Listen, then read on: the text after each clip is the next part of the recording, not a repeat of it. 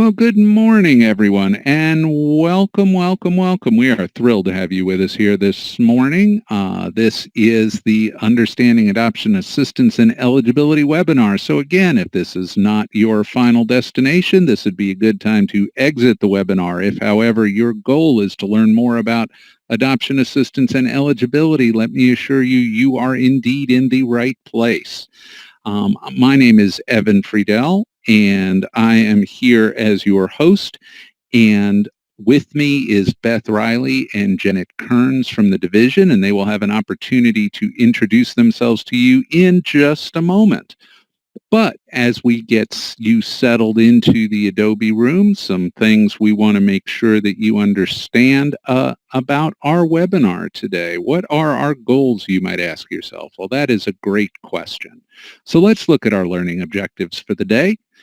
Some of the things we hope to be able to accomplish before we are through is helping to understand the benefits of adoption assistance, helping you to correctly determine eligibility and the funding source. This is critically important because we've got to get that right, because otherwise that money that we collect has to be repaid, and that's not fun for anyone. You're going to learn about form completion. You're going to learn about the Adoption Eligibility Checklist, otherwise known as the DSS 5012. You're going to get an opportunity to look at and learn about the Adoption Assistance Agreement, the DSS 5013. And if that's not enough for you, you're going to get to learn a little bit more about the Child Placement and Payment System, DSS 5095. That's right, the 5095, not the 5094. The 5095 is for adoption assistance. You're going to learn a little bit more and understand the hearing and appeal process. And if that's not enough for you all, for the same price you paid for entry, you're going to get to learn more about avoiding common errors in the adoption assistance process. Now, we want to make sure that you have ways to communicate with us. As you've seen in the chat box already this morning, Rick Zeckman, who is helping us to facilitate from behind the scenes, he'll be managing the chat box and questions with us this morning. The chat box is one of the ways that you'll be able to communicate. You can type a message in there, and you will be able to communicate to everyone in the chat pod. You'll also see options if you highlight over someone in the participants section. You can highlight over them and start a private chat with them. But this is going to be the easiest way for you to communicate with us throughout the day. Now, this is where we want you to be able to send your questions in to us. As you can see, Philip Armfield, who is our technical guru and lord of all things electronic and computer-oriented this morning, he will also be helping make sure that we get everything right from a technical standpoint. He fights off those technical gremlins. So we are thrilled to have him with us here this morning as well. But the chat box, again, gives you that opportunity to send questions and comments throughout the presentation. Now, it may move fast with over 120 people here in the room. That box may start zipping by. But don't worry, we're going to be catching all the questions you put in there, and Rick and I will be working to make sure that we don't lose track of any of the questions or comments that you put in there. Now, about your questions, we will capture every question as you type them. Our presenters may be able to answer something during their presentation if the question comes and they are able to jump on it right that second, or they may be able to answer them at the end of the presentation if time allows. However, fear not. If your question doesn't get answered during the presentation, it will not be ignored. It will get answered, and we will be creating a follow-up document with written questions to written answers to all of the questions that are asked from this presentation, and it will be emailed to all the registered participants and posted with the webinar recording. And that's right, this webinar is being recorded, so you will be able to access it in the future on NCSW Learn. So you can just log on to NCSW Learn and then click on the Watch Recorded Webinars page, and you will be able to view this on demand. So if you miss something today that moves fast and you want to re-review it, or somebody in your office wanted to attend but was unable to, you will have that opportunity via the recording. Now, there is another way to get our attention other than the chat pod, and I see that many of you have discovered the chat pod, so that is fantastic. So good morning to you all for who are typing in there. But the other way is via the toolbar. If you look at the very top of the screen, you're going to see your speaker icon, you're going to see a microphone icon, and then you're going to see a hand raised icon. So if you click the drop down next to it, you'll see that there are a couple of options there. You can raise your hand, you can agree, you can disagree, you can applaud, you can laugh, always helpful when the host tells jokes, or you can give our presenters applause, and they will certainly deserve them because they are fountains of knowledge on this very important topic. You can also ask us to slow down or speed up or speak louder or speak softer. Now, we do have over 150 people registered for today's webinar, so you won't be able to use microphones today. The only voices you're going to hear are mine. I'm sorry about that for those of you in listening land, but more positively, you'll have Janet and Beth. So you will only hear our voices today. We won't be able to bring your physical voice to the room, but we will get your voices in the room via the chat pod, and we encourage you to send messages, type questions, and let us know what you need from us today to be successful. And hopefully, if we're not careful, we might have a little bit of fun before we're done. So I'd like to welcome each of you to today's webinar. And let you know again, my name is Evan Friedel. There I am in the upper left-hand corner. I'm with the Family and Children's Resource Program at the UNC School of Social Work, and I'll be the moderator and host for today. As I mentioned, we have behind-the-scenes help from our technical guru, Philip Armfield, and also from our program manager, project manager, Rick Zeckman. So they will be helping out and monitoring your questions and technical issues. But we need to introduce the stars of the show, as it were, today. So I am going to invite our presenters to introduce themselves to you now. We have with us today Janet Kearns and Beth Riley from the Division of Social Services. So I am going to first pass the mic and invite Janet to introduce herself. Good morning, everyone. I'm Janet Kearns, and I've been with the division a little over 5 years now. First joining the permanency section in adoption review and indexing, which I still have a role. I also led the Kinship Navigator program for a couple of years, and I've been in my current position as the adoption assistant and SCAFE consultant since June 1st of last year. Prior to joining the state, I worked for many years in various roles with Wake County DSS, and so you'll find that both Beth and myself can relate to the county perspective. We definitely understand what it's like to wear many hats, often simultaneously.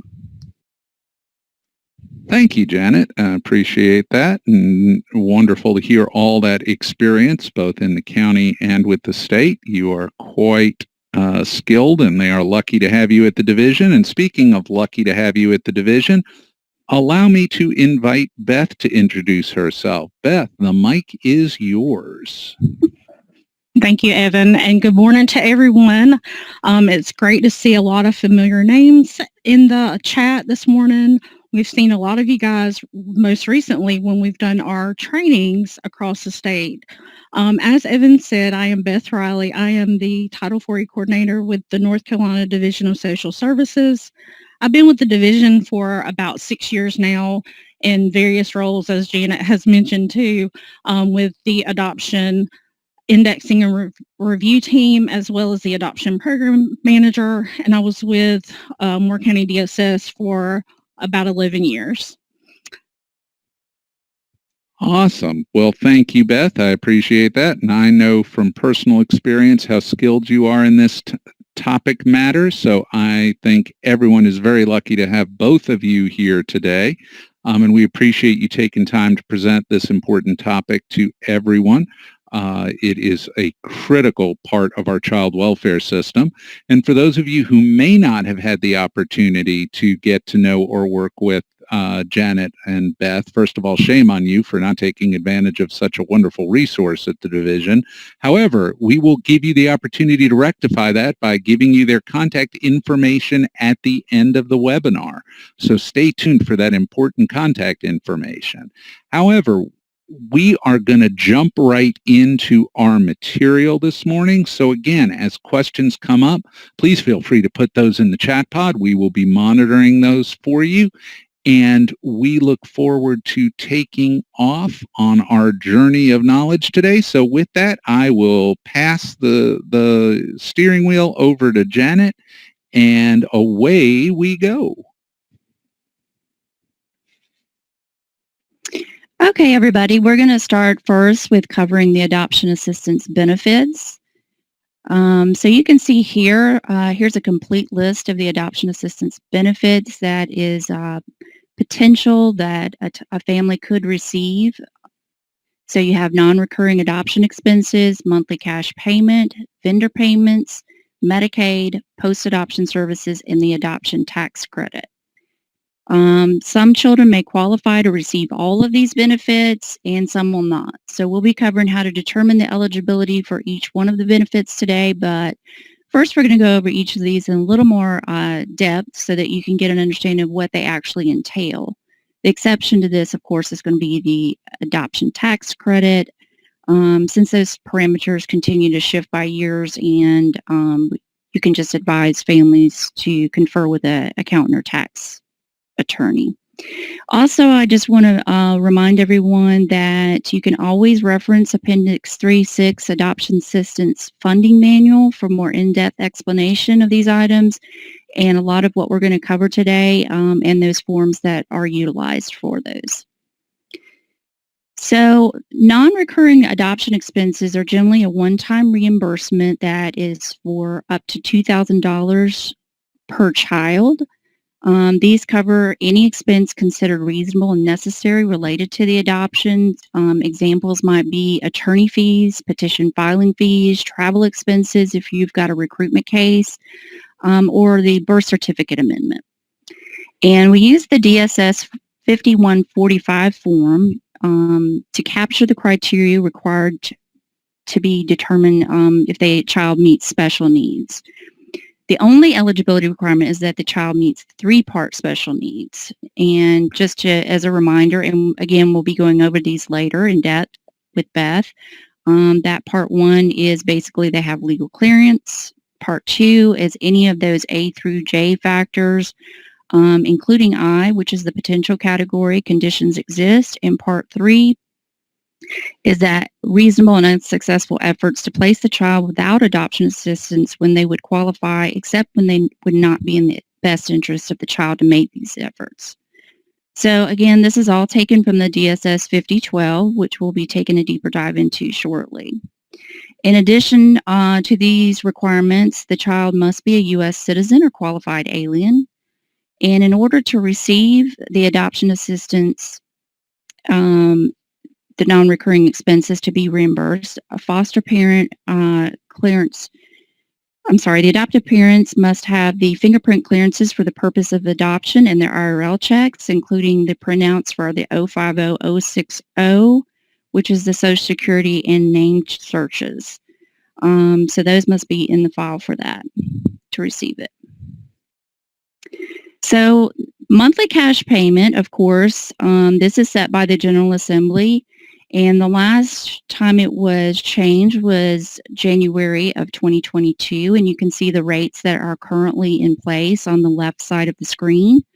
And we've just gotten notice that these rates are set to increase yet again as of July 1st, 2023. The only, they will be sending out a DCDL letter shortly. It should be in process now to make you aware of those. In addition, the counties aren't going to have to do anything to change this. These will be set and changed in CPPS by the state. So that those rates are in effect. As a reminder also, cash payments are always going to come from the determining county agency for the life of the case, even if the family moves to a different county or to a different state. So that never changes. And also, if a family does move, please remind them to provide you with the address prior to their moving, since those checks cannot be forwarded.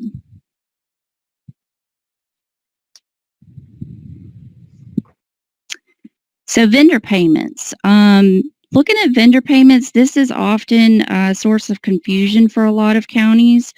So when they are administered, a child that qualifies for vendor payments is when one of those boxes of E through H under Special Needs Determination Part 2 has been checked, and there's supporting documentation of the diagnosis or condition. Then it's going to be documented on the DSS 5013, which is the Adoption Assistance Agreement. So if after the adoption, the child receives a new or additional diagnosis, then you're going to do the adoption amendment, which is the DSS 5307, and a monthly cash payment and vendor payments can then begin the month of the diagnosis.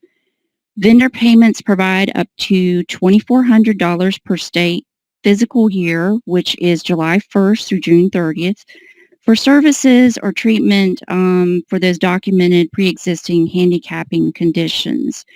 And just to speak a minute on those pre-existing conditions, because I think that throws a lot of people as well. So pre-existing doesn't mean that a child needs to have the diagnosis prior to the degree being entered. Pre-existing basically refers to anything that has already emerged or might emerge due to genetic family history. Things like medical conditions or as a result of the substance exposure in utero, or the neglect or abuse that the child was subject to prior to the adoption or later as the child grows. So if you think of this in everyday terms, if a child breaks their arm while riding their skateboard, that's not a pre-existing condition. If they were adopted at age 3 and then when they start school, they're diagnosed with a learning disability or ADHD, that is a pre-existing condition. So a lot of these things is just things that may not have emerged or we can't see yet, but they do have the potential. So the $2,400 is a separate pot of funds, and that's replenished each physical year, and they do not roll over. They also cannot be anything that could be reimbursed by private health insurance or Medicaid. And also, please be clear with parents that approval for services and the receipts need to be received in a timely manner, and that coincides again with that state physical year, July 1st through June 30th. Other things to keep in mind with vendor payments is the agency is the one that will make the internal decision to approve or deny any vendor payment request. So here at the state, we will not know all the specifics of the child and the circumstances. But if you really need some assistance and, it's something that's kind of out of the box and you're kind of on the fence about it, you can certainly email your question to me, but ultimately it's your agency that will make the decision. And part of the approval process, parents are required to submit the documentation on how the requested or prescribed service, equipment, activity, programs, whatever it is they're requesting is supposed to help improve or alleviate symptoms of the current diagnosis or condition. So that's going to be related. There cannot be a conflict of interest, meaning the professional recommending and providing the services cannot be one and the same. The request should also outline what the goal is, the anticipated duration, and the cost associated with it. And these requests are all going to be made on the forms that are outlined in that Appendix 3.6 funding manual. It's under the vendor payments section. You're also going to be evaluating these needs annually as for this, the services and the diagnosis. So part of that annual update is to kind of see where the child is progressing with that. Medicaid is required under Title IV adoption assistance. So any children and young adults receiving 4E adoption assistance are categorically eligible for Medicaid and generally receive the benefits under the IAS full coverage category. Now, if they're determined to be 4B or the 4E eligible, but they fall into that potential only, meaning no cash payments at this time, then those kiddos will be assessed under the MAF medical category. So, and another point is that Medicaid is established in the county of the adoptive parent's residence. So if you, the home county for the child is Durham County, and the family lives in New Hanover County, then that Medicaid is going to then be established in New Hanover County for the parents to use for that child. And also, if the parents were to move out of state, Medicaid is going to be established in that state, and our ICMA consultant can assist. Currently, that is Misha Matthews. Post-adoption services, one of my last roles with Wake County was the post-adoption worker there for 6 years, and I can't tell you how important this is. Because a family's journey doesn't end when that decree is issued.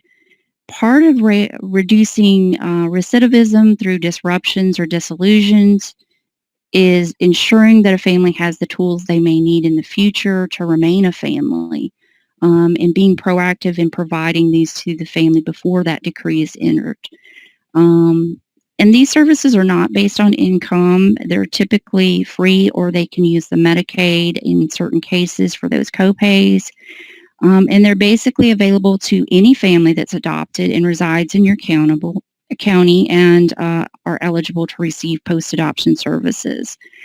But if your county doesn't have a specific person in place to provide this service, then you may refer the family to the contracted agency for your region. You can find that information on the DHHS website. In the How Do I box on the main page, you can just type in post-adoption, and the current agencies providing support will be in the results.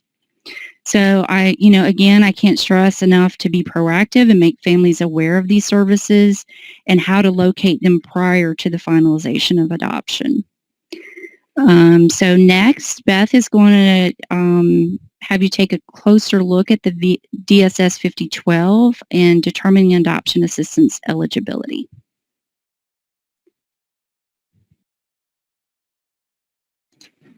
All right, this is the funnest part of all, where we get to determine when these children are eligible and what they're eligible for. So first of all, we need to determine who is going to determine eligibility. We get this question a lot, especially when you have counties who are doing courtesies or children who are residing in other counties, and that one DSS may hold custody. So when that happens, the determination of eligibility for the adoption assistance will be the responsibility of the child's resident county. If DSS holds custody, it will be that DSS agency. Children in the placement responsibility of a private child placing agency would be identified as a resident of the county where the adoptive family resides. And then the determination of eligibility is the responsibility of the county where the family currently resides when a child who was previously in a custody of DSS, in a county DSS in North Carolina, they are going to be responsible for determining that child's eligibility. So it would not go back to the home county where the child was previously in custody at. It's where the child's currently residing if they have left care by way of custody or guardianship and then later adopted. So the criteria for 4E adoption assistance benefits, the child must meet all 3 parts special needs determination. One of the 4 other eligibility requirements based on their classification as an applicable or non-applicable child, and they must be a U.S. citizen or qualified alien with a resident status. So we're looking at the 5012, which is the adoption assistance eligibility checklist, and the first part of this is to determine whether or not the child is going to be applicable or non-applicable. The first question to ask or to answer is the child 2 years or older or will be 2 years or older within the current federal fiscal year, which runs October 1 through September 30th? Or is the child a sibling to a child who is eligible due to his or her age or length and time of care and is placed in the same adoptive arrangement? So length and time of care would be 60 months or 5 years. So just keep that time frame in your mind. If you've answered yes to either of these questions above, then the child would be applicable. I also want you to keep in mind that applicable is not the same thing as eligible. And so if you do have a non-applicable child, the child still may be eligible for adoption assistance benefits. It just means we're taking a different path.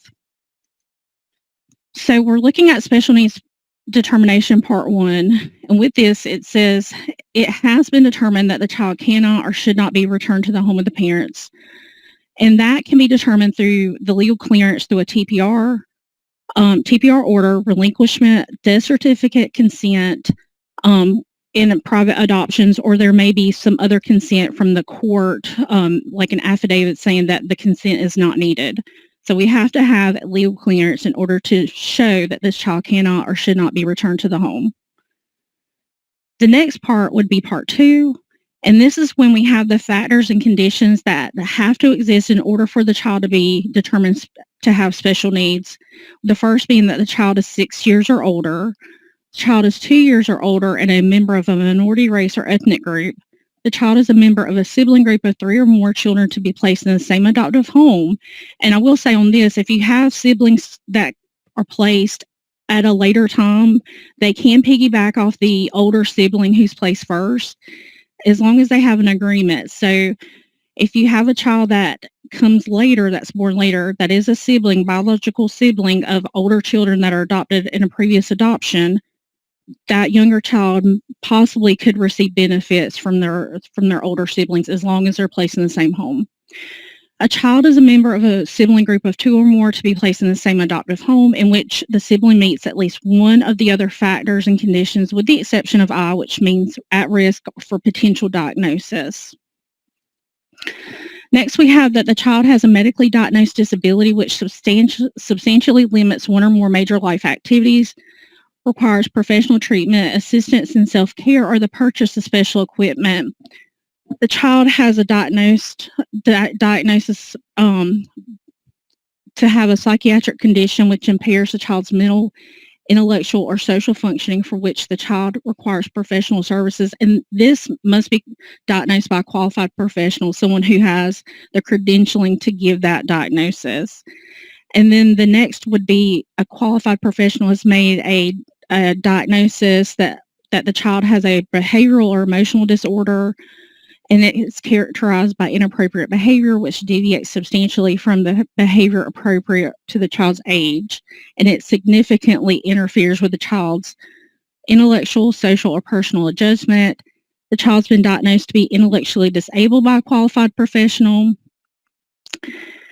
So those are our qualifying categories, and then we'll talk about potential in just a few minutes. But with this, we must have our supporting documentation to show that the diagnosis is a chronic condition or what we would consider to be fixed, that the child is most likely going to continue to have this or require med management or some sort of treatment for the foreseeable future, possibly for life. And is this condition something that will likely continue to interfere with their daily life? Will it require ongoing medication management, therapy, professional interventions, and consultations? Are they going to continue to need treatment? Are they going to need to continue with therapies? Those sorts of things are all things to consider when you're determining, does this diagnosis qualify? And we get into the question, a lot about CDSA because those are intended, those CDSA services are intended to catch kids up. They're considered delays, so we haven't had a manifestation of a diagnosis yet. So a lot of times we see where counties want to put that child in a category of a medical condition or a behavioral issue when they have CDSA interventions. But unless they have actually been diagnosed with something that is a true diagnosis, a delay is just a symptom. And so we don't want to put those children in that category yet until they actually have the manifestation. And so typically what we say is for those CDSA children, they are going to fall into the potential category. And so that leads me to potential right here, letter I. The child is going to be at risk for diagnosis as described in the items, the above items through E through H, due to prenatal exposure to toxins, a history of abuse or serious neglect, or genetic history. So that could be pretty much any child that's in DSS custody. We say is probably most likely going to be a potential kid unless they're absolutely perfectly healthy infant child. And I mean, when do we get those? It's very, very rare. Typically, there's some sort of DSS history. There is prenatal exposure. And, you know, most of the time you're going to have a neglect adjudication for most of our kids. So that right there is going to qualify them for the potential category. And then whatever the parents have, whatever they have told you guys as far as their genetic history, does mom have mental health issues, is she a substance user, those sorts of things need to be documented on the 5013 as well as in the history for the child. That way the family that is adopting knows what they're getting, and it can be documented in case there is a manifestation later. So in the cases that we have potential children, the child is only going to qualify under that category, but they're only going to receive Medicaid, and they will receive post-adoption services, non-recurring adoption expenses up to the $2,000, a tax credit. And then if there's a manifestation later, they could get the monthly cash payment based on their age, and then their payments based off of whatever the diagnosis is. And then our last one here is SSI. So if the child meets all the requirements for supplemental Social Security income, this is an automatic qualifier. And this is one that is really important when you're looking at those private adoptions or those private agency adoptions. This is the category where they have to fall in. They must have received this SSI qualification from the Social Security Administration prior to the finalization of the adoption in order for that family to receive on behalf of that child. So then we have our special needs part 3. It has been determined that reasonable but unsuccessful efforts to place a child for adoption with appropriate adoptive family or parents without providing assistance has been made, except when it would not be in the best interest of the child to make this effort. So an example of this, it would not be in the best interest of the child because there's an extensive, significant emotional tie with the prospective adoptive parent. So if you have a child that is placed with their relative or kin or someone like that where they have significant bonds, it wouldn't be in the best interest of the child to go place them on NC Kids. You have a family, it's in the best interest, or if you have the child placed with a sibling, that would be in their best interest to be adopted with their sibling. So just keeping that in mind, there does need to be documentation in the file to show that this determination was in fact made, not just checking the box yes or no. So other eligibility requirements for the applicable child: was a child at the time of the initiation of the adoption proceedings in the care of a public or private child placing agency as the result of either a judicial determination that it was contrary to the welfare of the child to remain in the home, a VPA, or a voluntary relinquishment. Does the child meet all the medical disability requirements of SSI with respect to the SSI benefits? Was a child residing in a foster home or child care institution with his or her minor parent, and the minor parent was removed from the home as a result of either a voluntary removal by a judicial determination that it was contrary to the child's welfare to remain in the home, or a VPA or a voluntary relinquishment? Or was this child adopted previously, determined to be eligible for Title IV adoption assistance, and the child's adoption then dissolved either through whatever reasons, and the child's parents died, or there was some other factor that caused the child to re-enter care and now they're being adopted again. So when we were looking at the 5012 for the non-applicable child, you're going to complete the form pretty much exactly the same way as you would for the applicable child. The criteria is a little different, and we're looking at pages 4 through 6, and those would be the pages to complete for the non-applicable child. The biggest question here that's different for this particular set of kids is that you're going to be looking at that 5120. Did the child at the time of the removal meet the eligibility requirements for AFDC? Removed from a specified relative, if removed by judicial determination, did you have a contrary to the welfare finding? If removed by VPA, were there 4E foster payments made? Did you have deprivation and need? So you don't necessarily have reasonable efforts for this, but you have to make sure that it was determined accurately and correctly on the 5120 that this child was a 4E kid in order for this kid to be able to be 4E for adoption assistance if they are non-applicable. So winding down on the 5012, we have our summary. Was the child determined to be non-applicable? Did the child meet each of the 3-part special needs? Was one of the other eligibility requirements met? And then the child must be a U.S. citizen or qualified alien. For each of the 3 questions above, they have to be answered yes in order for the child to be 4E. 4B requirements are that the child is or has been in DSS custody and meets a 3-part special need and is not 4E eligible. So just keeping in mind, if you come across a kid that's potentially a 4B, they must either be in DSS custody or have been in DSS custody. 4B funding is only for DSS kids. And so I'm going to give it over to Janet, and she's going to go through a scenario here. Okay, so I know that's a lot of information to look at, but again, this is just kind of following along with the DSS 5012. So we're going to give you a case example here using Robert Smith, who's age 13. He's white, Hispanic. He was placed in foster care as a result of a petition alleging that he was shoplifting on several occasions. He was also refusing to go to school, having missed 15 out of the first 35 days. He was ordered into DSS custody. He's been with his current foster home with the Joneses for the past year, and they've decided to make him a permanent part of their family through adoption. So both of the parents have signed relinquishments. He's receiving trauma-focused cognitive behavioral therapy, and it's really helped him. In addition, through that, he's been diagnosed with PTSD, dyslexia, and asthma. He's also taking medication to manage those symptoms, and so he's seeing a psychiatrist for med management as well.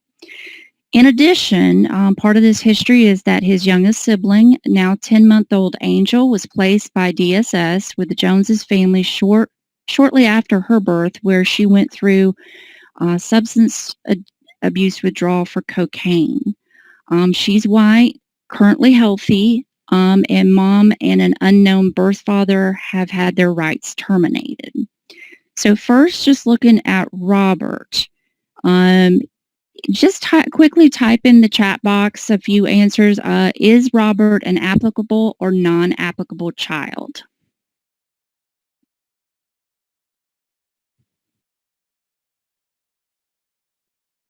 Yes, I am seeing applicable, and that is absolutely correct. So he is applicable because he's a 14-year-old white Hispanic male. And then so you're going to be completing pages 1 through 3 and then part 8 of page 5 and 6 on this form. So looking at the first part 1 of the special needs, as far as legal clearance, he cannot or should not be returned to his home. Yes, because we have the relinquishments by both parents. Part 2, looking at that long checklist of A through J, and he meets A. So you're going to check all that he qualifies for. So that would be A, because he's 6 or older. B, he's 2 or older and also a minority because he's Hispanic. E, for the medical, because he has asthma. an F for the PTSD and dyslexia. He's also going to receive I for potential unknowns. So a lot of that is, I tell people is, do you know all of your family medical and psychiatric history and genetic history? I don't think anyone does. So even within our own biological families, there's a lot of unknowns for things. And as we know, we often don't get exact reports from, self-reporting. So that one would also be checked. So as part of the part 3, he hasn't been determined that reasonable but unsuccessful efforts to place him for adoption with appropriate adoptive parents without providing adoption assistance has been made, except when it would not be in the best interest of the child to make this effort. And that's what you're really looking at is, are you going to go out, if these people say, no, he doesn't qualify, are you going to go out and say, and they're saying we won't accept, are you going to go out and recruit for this child? No, if he's made a bond. So it's documented that he's been with this foster parent for the last 11 months and they are bonded. He's also bonded with his sibling who was placed in the home, and placing him on the registry for recruitment is not necessary due to these facts. So you should have that as part of his foster care, file the exemption status. And also that trips people up is just, without providing adoption assistance means if he were to qualify for whatever reason, could they do without it? So it's not a given. So looking at the next part, that other eligibility requirements for an applicable child. So if he meets one of those, and so yes, he meets that first one because at the time of the adoption proceedings, he was in DSS custody. And then he no to the other 3 because he doesn't get SSI. He was not residing with a minor parent in his foster care placement, and he has not been previously adopted where it disrupted or dissolved or the parents are now deceased. So then you're looking at the summary for Robert. You would answer yes to all 4 questions in that summary because he was applicable. He met the 3-part special needs. One of those others were met, and he is a U.S. citizen. So because of that, he is eligible to receive the 4E monthly cash payment, vendor payments, Medicaid, the full Medicaid, non-recurring adoption expenses, post-adoption services, and the adoption tax credit. So he gets all of those. So looking at Angel, the younger sibling who is also placed in the home, is Angel going to be an applicable or non-applicable child? If you want to type that really quick, some responses. Absolutely. I'm glad you guys are so smart and you're catching on this. So yes, applicable. And I saw someone type this. She is applicable because she is the sibling to a child who is eligible, which is Robert, due to his age or length of time in foster care, and she is being adopted into the same home.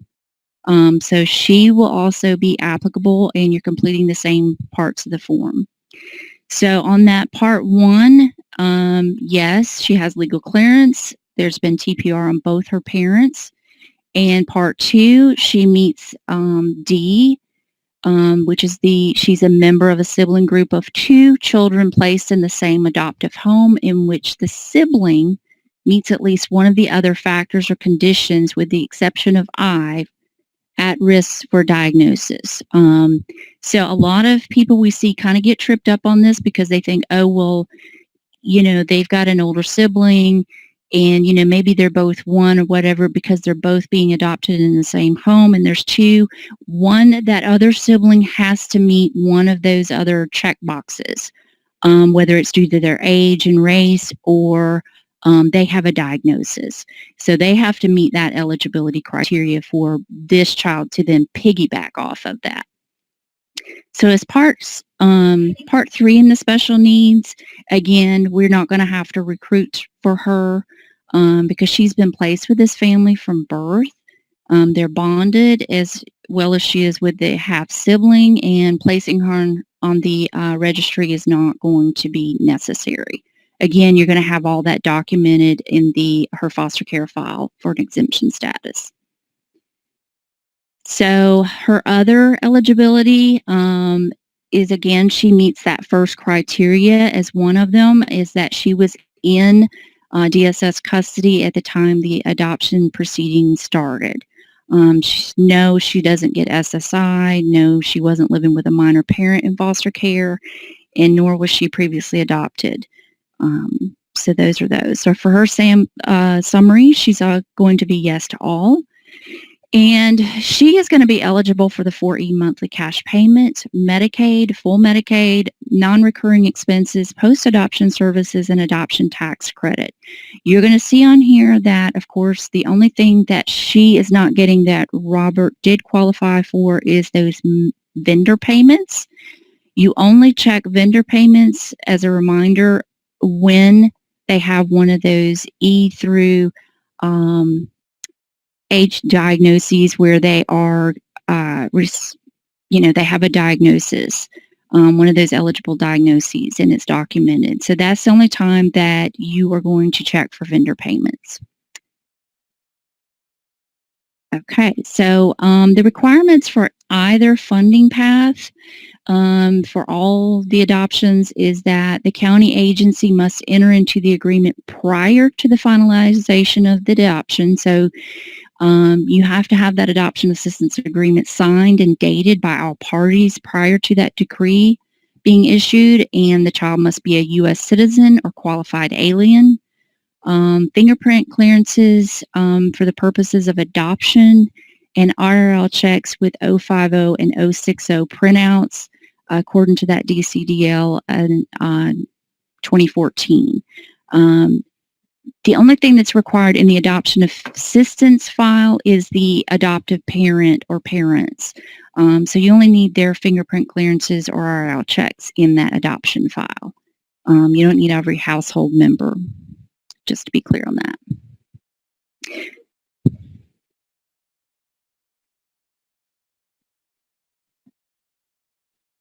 Okay. Let me look here. Yes, so Shannon asked the question, the dates, and it was the DCDL issued in June of 2014 that requires those printout screens for the Social Security and name searches. And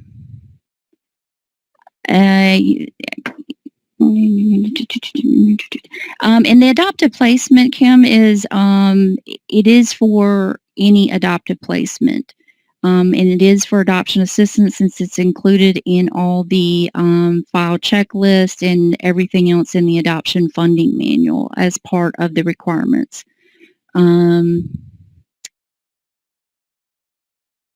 Okay. And I can answer this one really quickly.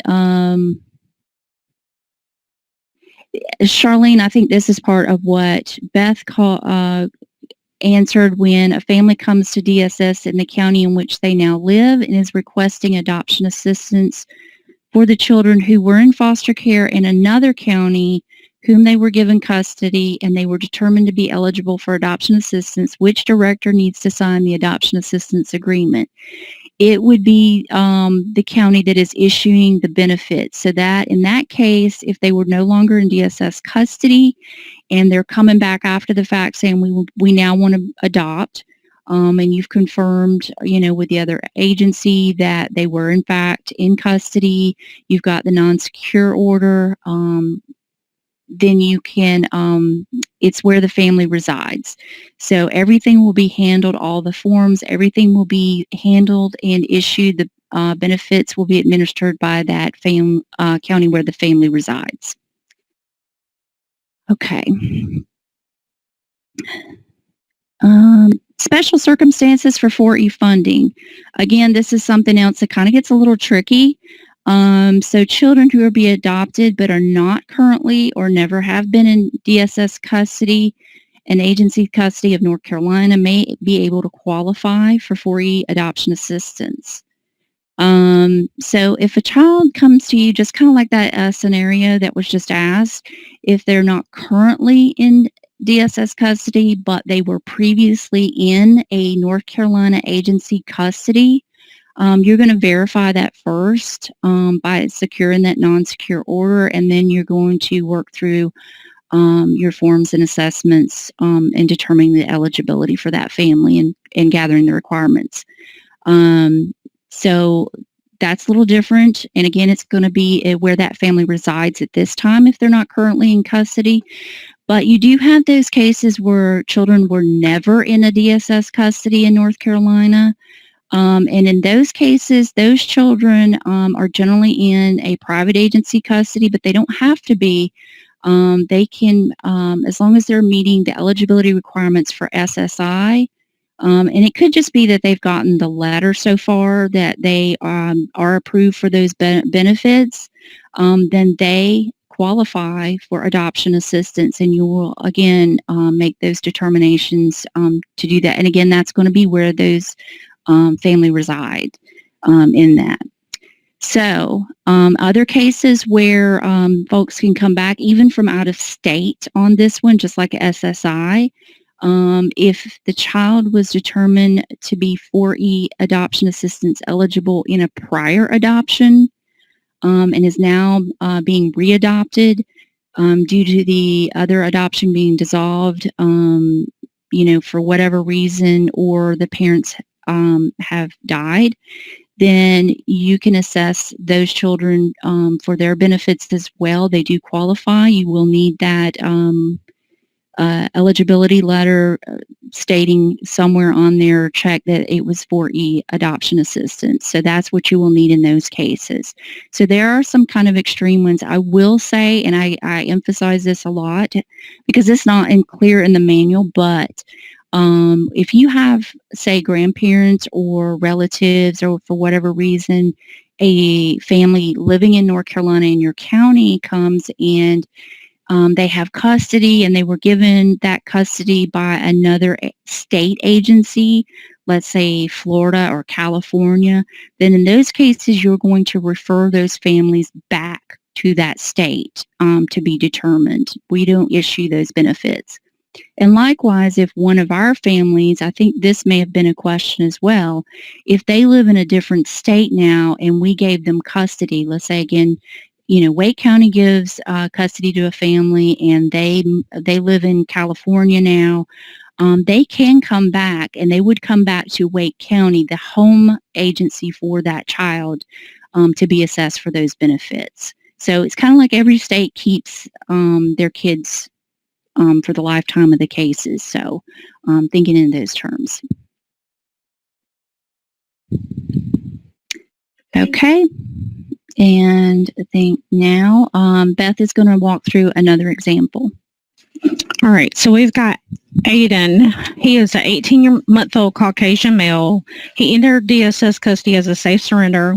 He was born positive for cocaine and other substances. He is being seen by CDSA and receives speech and physical therapy and occupational therapy for delays. He has chronic ear infections and may have had tubes placed in his ears. He's legally free. Both of his parents' rights were terminated. Foster care funding was state foster home funds. His mother was diagnosed with bipolar disorder and schizophrenia. She was also a drug user. There's little known information on his father. His current foster place parents wish to adopt him, and he is a U.S. citizen. So what can we determine about Aiden? So we've got Part 5 determination of an applicable child. Is the child 2 years or older or will be 2 within the current federal fiscal year? The answer is no. Is the child has a sibling? No. So if you've answered yes to either of the questions above, then the child is applicable, of course, but for this child, he's going to be non-applicable. So then moving on, he our special needs determination part 1 is going to be yes or no. So we have a yes because we have a TPR on both parents. And then we have part 2 of the special needs. He's not 6 years or older. He's not 2 or older and a member of a minority race or ethnic group. He is not a member of a sibling group of 3 or more. He is not a member of a sibling group of 2 or more where with the sibling having some other condition besides eye. He is not he has not been determined to be with a medical condition or have some sort of medical diagnosis that substantially limits one or more major life activity. He's not getting professional treatment. He's not getting any kind of treatment from a qualified professional for mental health needs or behavioral needs. And he has not been diagnosed to be intellectually disabled. So what we can determine right now for him would be potential. And I see a lot of you have put in their potential not applicable. So the answer that you have put is correct, that this child would be potential and non-applicable. He would receive no cash payment until there is a manifestation of diagnosis. You would need to document that he has a genetic history of prenatal exposure to toxins and the genetic history of mental health and drug use by his mother. He would not meet the SSI qualification either. So it's been determined that reasonable but unsuccessful efforts to place him with adoption with an appropriate family without providing assistance has been made. That would be yes for him. It's documented that he's been with the current foster parent since entering care, so there's obviously a bond there. So placing him on NC Kids or Adopt Us Kids would not be necessary for him, and there should be exemptions for him. So our other eligibility requirements, he is not going to meet the requirements for AFDC at the time that he, at the time of this, whenever he entered care, because remember, he was state funded. He does not meet the requirements for SSI. He was not residing with his minor parent in a foster home where Title IV payments were made, and he was not previously adopted with a Title IV adoption assistance agreement. So the answer for everything under other eligibility requirements for him would be no. So was he determined to be a non-applicable child? The answer would be yes. He does meet the 3-part special needs. One of the other eligibility requirements was not met, and he is a U.S. citizen. So because of this, Aiden would be 4B eligible because he was in DSS custody or is in DSS custody, and he is not 4E eligible. With that, you would also need to do fingerprint-based clearance checks for the parents and the child abuse registry checks, which is a federal requirement with the Adam Walsh Act. And I know there was a lot of questions about the RIL. So RIL is a state requirement policy that you must have the 050060 screens, which follows the Adam Walsh Act, which is the federal requirement to have the child abuse registry in order to collect adoption assistance benefits on behalf of a child. So with this example, we've determined that Aiden is eligible for Medicaid under the category MAF, non-recurring adoption expenses, post-adoption services, and adoption tax credit for him. So now we're going to have Janet go over the 5013. Okay, so after you've completed your 5012, then you're going to move on when it's time to also complete your adoption assistance agreement, the DSS 5013. So basically, first and foremost, the adoption assistance agreement is a legally binding agreement. So make sure that you and members of your team have actually read it, understand it, and are able to explain it to the adoptive parents as it is reviewed with them. This shouldn't be a document that you just hand over and just say, sign here. Parents do need to be informed of all of their rights, which we will get into, and they need to understand what happens in certain scenarios, which are pretty much gone into detail in this form. So here, it just spells out everything on that agreement in detail as far as financially, what types and amounts of assistance the child qualifies for, any services that might be available, in conditions or circumstances where their benefits may be increased or decreased. Now, those should be very rare instances. So, again, it's not likely to happen, but we have had some to happen. You should have the date for the beginning and ending benefits of services. That is all spelled out on the form. Again, it's no longer, it's still checked a month after the decree is when the benefits will begin. But every county is very different. I know in Wake County, they are still waiting for a long, long time for those decrees being issued, and they don't have any control over that. So you explain that to parents and, say, we hope for the best, and you can kind of guess that this month, and you just kind of make your reasonable guess of when that is to start. Some counties, it will be the same day or within a week or that same month, so you can have a better idea of what you're looking at. And then, please have those discussions that if a family moves, what happens if they move out of state or if they were to unfortunately pass away in an untimely manner. And what also the procedure is if they want a fair hearing about anything they don't agree with, including if their child is potential only. The agreement can only be changed after there's a discussion and negotiation between you and the parents. So then you would update those changes, which we will discuss. So, as I stated before, the adoption assistance agreement must be completed before the entry of the decree and before benefits can be provided. So making sure, again, that, all parties, including the director, isn't signing 3 months after the fact and dating it. Everything has to be prior to that entry of decree. So if you're one of those counties that actually, gets those the same day or, really quickly, making sure that people are available or some representative is available to sign that document in a timely manner. One of those things is that if it's found in a monitoring or an audit, and it's after the fact, then a hearing is going to have to be held. And anything until that hearing is held is going to be all county funds paying for that. So, amendments. So basically this adoption assistance agreement can be updated at any point in the case life. So it can only be amended by mutual agreement.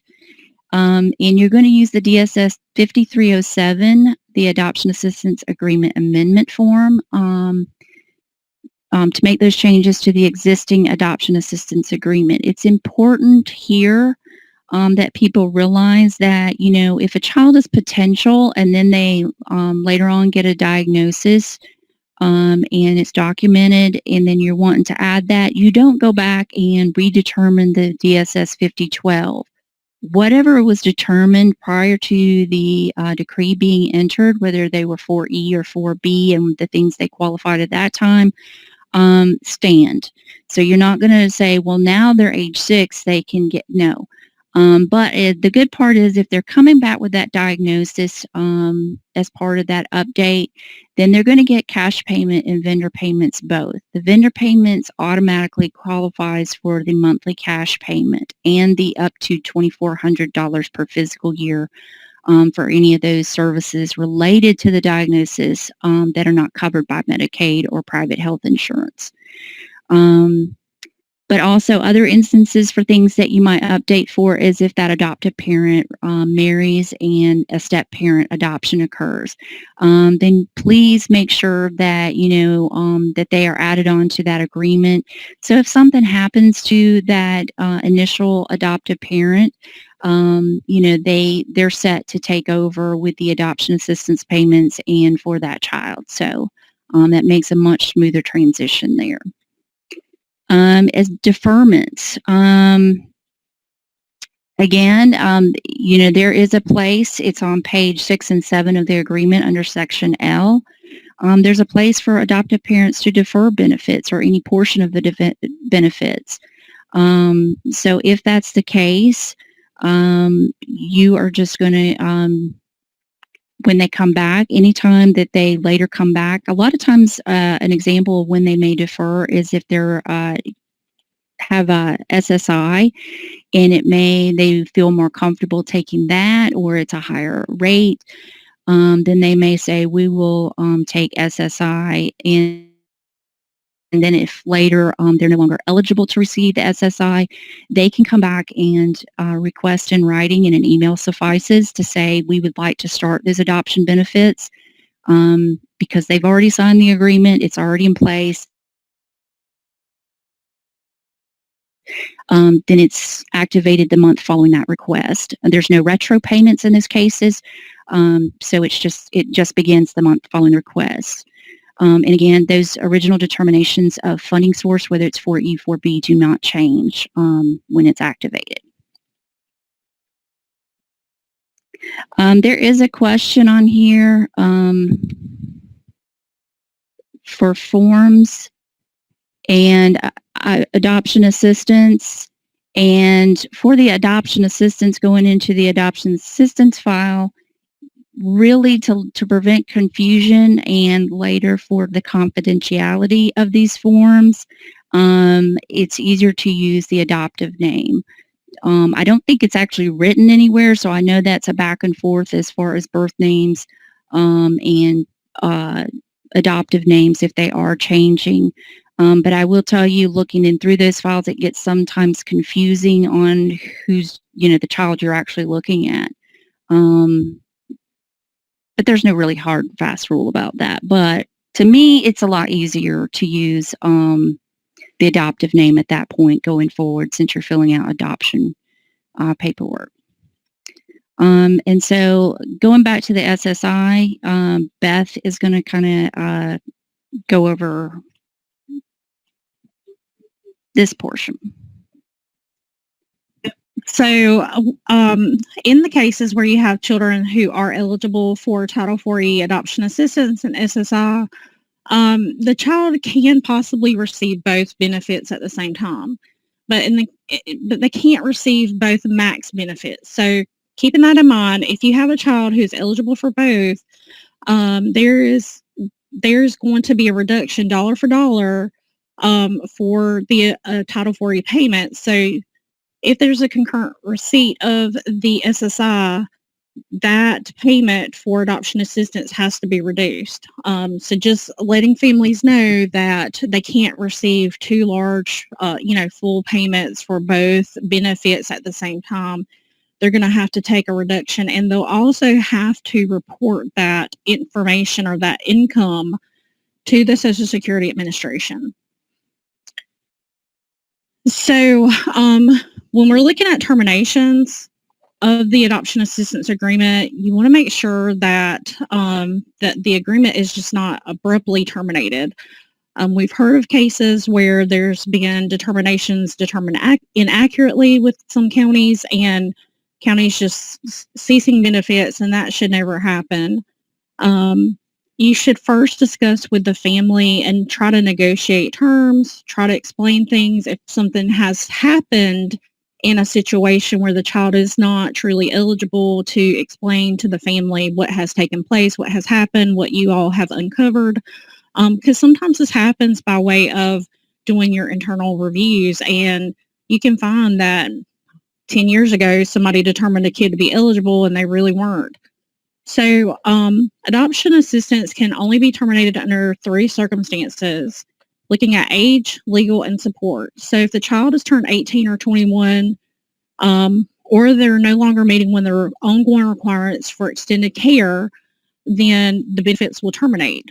If the state, DSS, has determined that the adoptive parent should no longer legally responsible for the child, of support of the child, meaning TPR or death, then then it can be terminated. If the child becomes an emancipated minor, marries, or enlists in the Army or military, then they can terminate it then.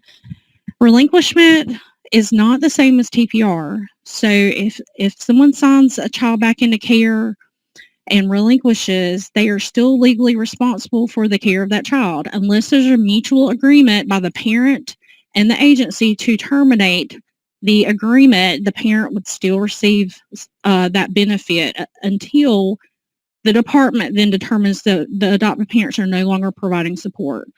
And by support, that means any form of support. So that can be any financial support. It could be therapy, tuition, clothing, maintenance of special equipment.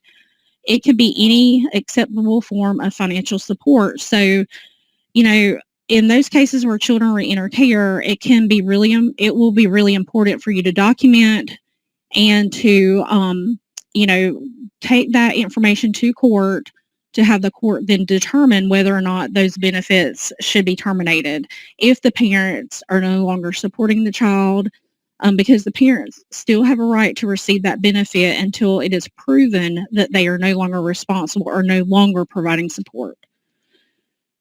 Parents have a right to appeal. So if there is a decrease in the amount of assistance, so if their benefits abruptly stop, then they're going to have a right to appeal that. So other reasons to appeal would be if there were facts known about the child, known by the agency that were not shared with the parents prior to the finalization of the adoption.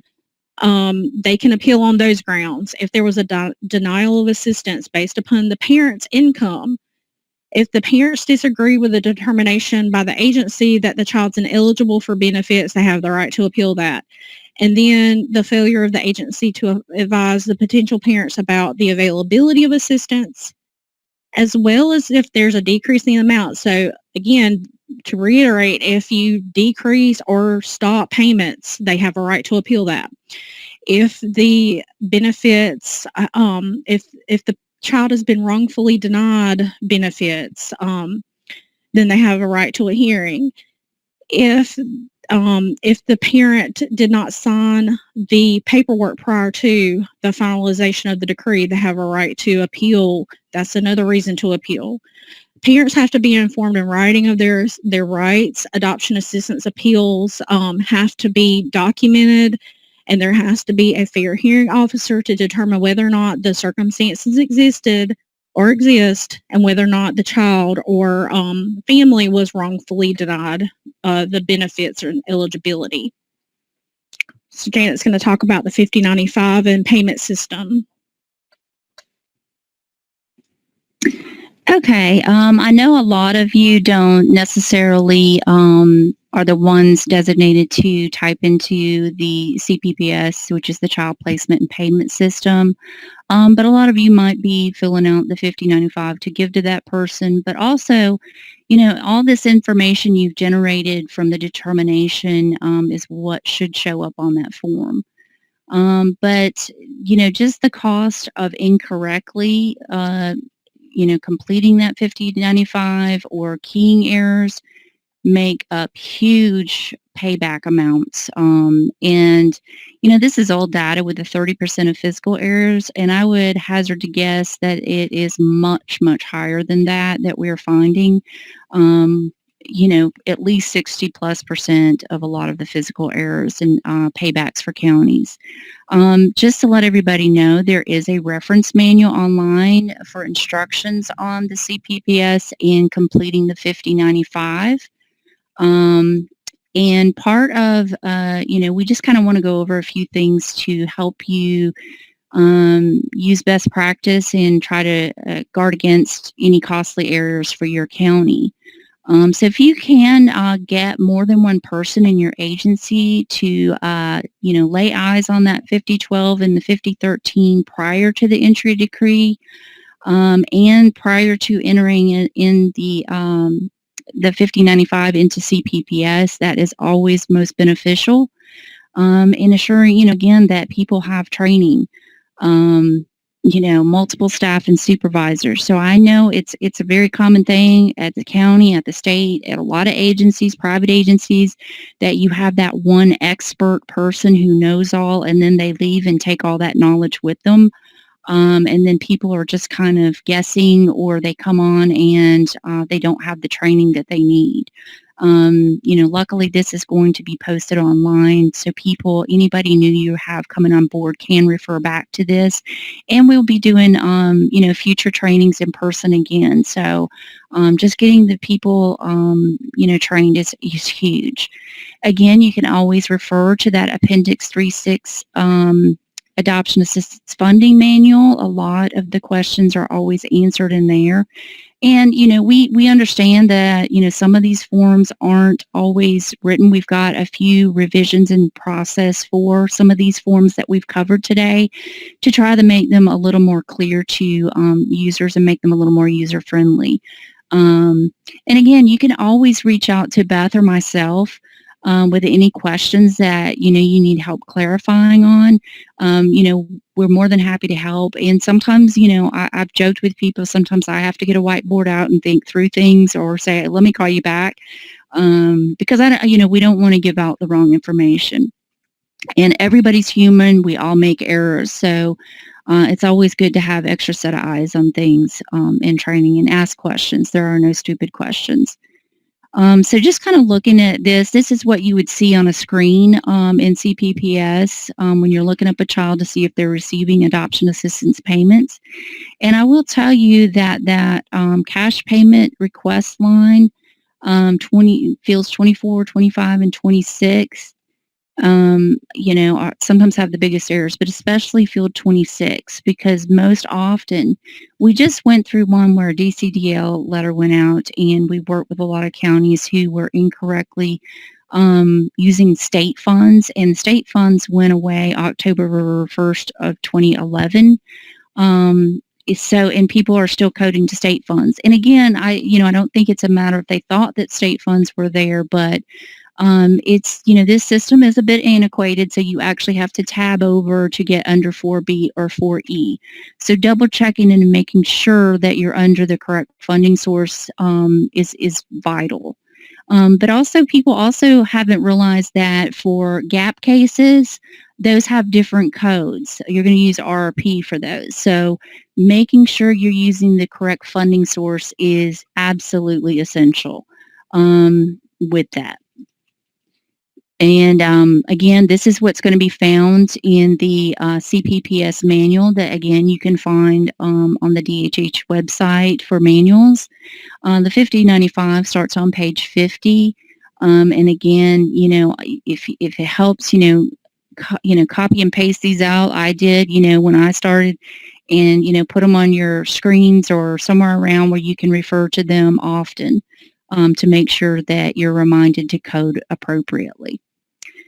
So if you do find that you do have a coding error, first and foremost, go, have somebody in your agency correct it as soon as possible, so you can prevent, the next payment coming out, of the wrong funding source.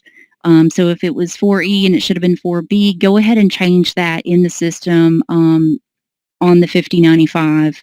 To prevent future payments for that. And then you're going to contact me about the error, and you can request a reallocation of funds or reclassification of funds.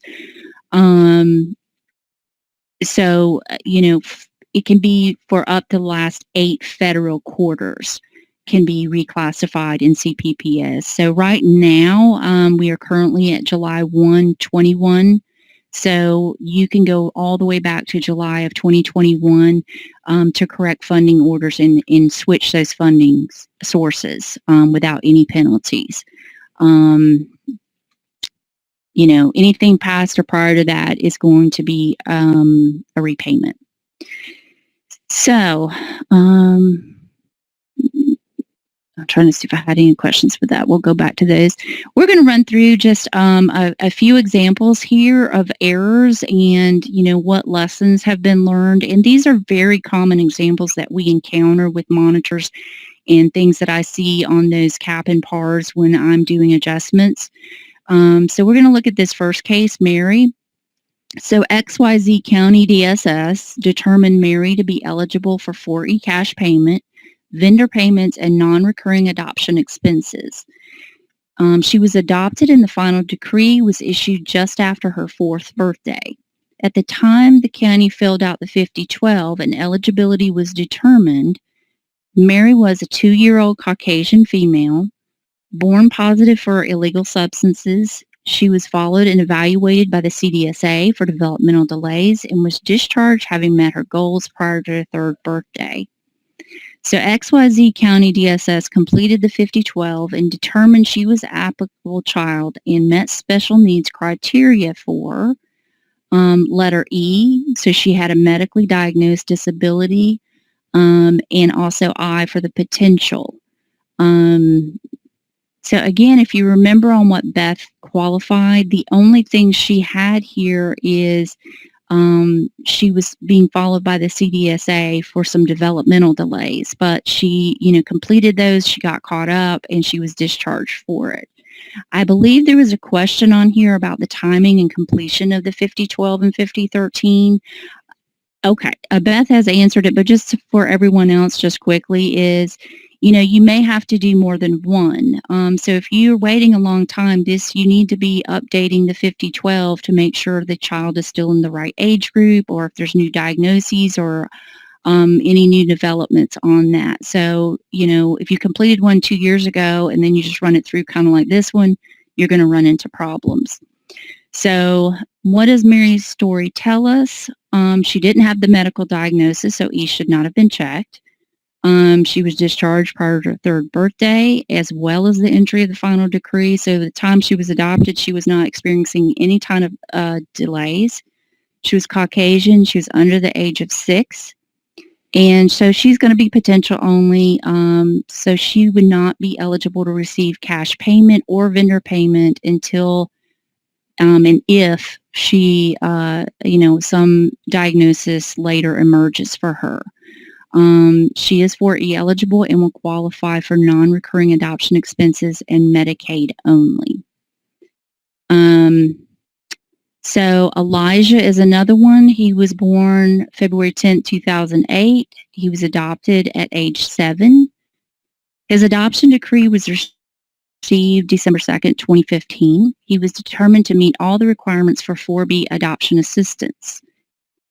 When this case was recently pulled for review, the monitor discovered that the child was really eligible for 4E adoption assistance.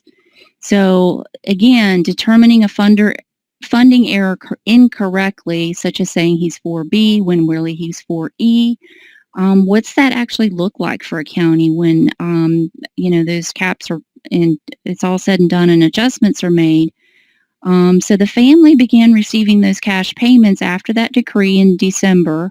So they started at that time, it was $581, beginning January 1, 2016. So this is the kind of table by year for the payments to present of all the payments. And you see there's the totals at the bottom for each of those years. And then on this chart, it's the same thing, but in green. This is the amounts that you go back to July 2021, which is the current time. This amount could be reclassified. So they would not be penalized for the ones in green here. Now, all the other parts, that would all be a payback. Everything prior to that is going to be a payback. And that comes out to $38,611. So you can see that is quite a bit of money. Again, it's not an exact payback of the $38,000, but it is a portion depending on the funds that were being pulled down from. And the controller's office uses FMAP rates. So along with that, I'm not going to give you an exact total with that. If you do go into CPPS in the payment history, which is under number 7, with that, you can put the S by each certain month and see exactly the breakdown of federal, state, county funds that were paid and kind of figure that way. And in this case, there's more bad news because he had a twin brother who was adopted by the same family at the same time, and he was also determined incorrectly. So that number just doubled to $77,222, all because, the funding source was determined incorrectly on that. So, Rachel, we're going to look at. Rachel was born 4/1/2012, and she's Caucasian. She was previously in foster care from 2013 to 2016 in ABC County DSS. Custody was awarded to her grandmother on 6/1/16 when she was 4. Her grandmother, who lives in XYZ County, pursued adoption in May of 2018. She reached out to her local DSS to see if she qualified for adoption assistance, but she was told she did not since she was not in the agency's custody, and Rachel didn't have any medical or therapeutic needs. Rachel's grandmother feels intimidated and decides the agency must know what's right. So she goes ahead with the adoption. It was completed 7/31/18. In late 2021, Rachel's grandmother later talks to someone else who says she should have gotten adoption assistance. So Rachel's grandmother decides to try again. She calls her local DSS agency and is again told she would not qualify. She explains that she's reached out previously. She didn't agree with the determination of the department, and she's decided to appeal this decision. So she requests a local hearing. This was held, and the county upheld the original decision to deny eligibility. So Grandma then has the right to go up the chain and appeal to the state office. And again, that's not going to be Beth and I. That is separate people from us. We can't be in the middle of those. So the state appeals officer reviews the case and finds that the county is in error in March of 2022. So what they found was that based on the following, Rachel's now 9. She was 6 at the time of the adoption. She was previously in North Carolina DSS agency custody. She meets the eligibility under the 4B adoption assistance for cash payment and non-recurring cost. So now the county has to begin payments, but they also must make retroactive payments. So again, looking at that, with that going all the way back to August of 2018 on the payments missed, when you go into CPPS, it will grab, when you do the initial setup of the $50.95, it can grab up to the last 6 months of payments.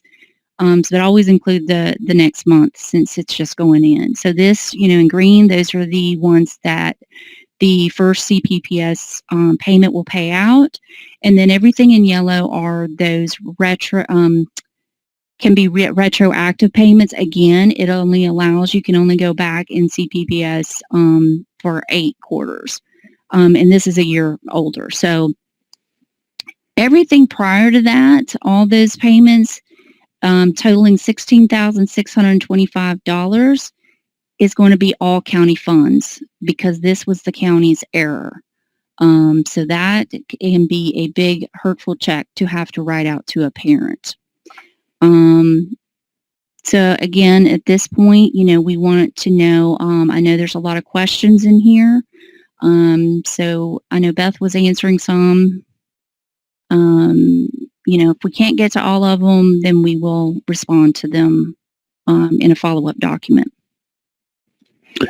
All right. Thank you, Beth and Janet. And as we roll up on the time for our webinar, we do want to remind you, please keep typing those questions into the chat pod. As Janet and Beth both mentioned, they have been able to answer a few of those as we've gone through, but every one of those questions is being recorded and being kept, and we will make sure that answers are written out for those, and those answers, as Janet said, will be put into a document which will be emailed to all registered participants, as well as being posted with the recording of the webinar. So if you go back or someone else goes to view it at a later date, you'll have the answers to those questions with the posting as well. For those of you who do want to contact and or harass or give kudos to our 2 presenters today, here is their contact information. You can reach Beth Riley, Title 40 Coordinator, at beth.riley dhhs.nc.gov, or you can reach Janet Kearns, who is the Adoption Assistance SCAFE Program Consultant at janet.drake@dhhs.nc.gov. Email is always going to be the best way to reach them, as they are often out and about, as you all know, helping to train and educate and support y'all in the work you do. So email will be a great way for them to be able to connect with you.